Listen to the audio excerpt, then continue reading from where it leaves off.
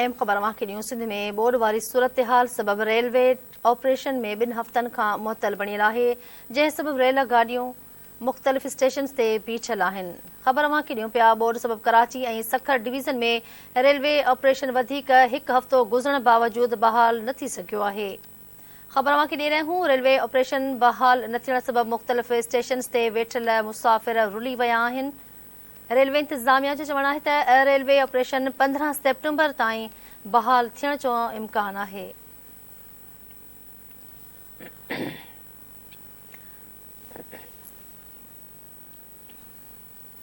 ख़बर अवांखे ॾियूं पिया सिंध में बोर्ड वारी सूरत हाल सबब रेलवे ऑपरेशन 2 हफ़्तनि खां मुअतल बणियल आहे, जंहिं सबब रेल गाॾियूं मुख़्तलिफ़ स्टेशन्स ते बीठल आहिनि। ख़बर अवांखे ॾियूं पिया बोर्ड सबब कराची ऐं सखर डिवीज़न में रेलवे ऑपरेशन वधीक 1 हफ़्तो गुज़रण बावजूद बहाल न थी सघियो आहे।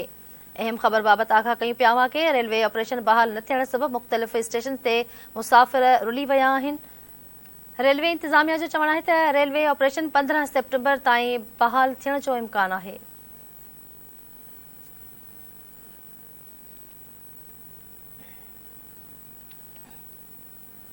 नाज़रीन, अहम ख़बर अवांखे ॾियूं पिया। सिंध में बोर्ड वारी सूरत हाल सबब रेलवे स्टेशन में ऑपरेशन 2 हफ़्तनि ताईं मुअतल बणियल आहे, जंहिं सबब रेल गाॾियूं मुख़्तलिफ़ स्टेशन्स ते बीठल आहिनि। बोर्ड सबब कराची ऐं सखर डिवीज़न में रेलवे ऑपरेशन वधीक 1 हफ़्तो गुज़रण बावजूद बहाल न थी सघियो आहे। रेल ऑपरेशन बहाल न थियण सबब मुख़्तलिफ़ स्टेशन ते वेठल मुसाफ़िर रुली विया आहिनि।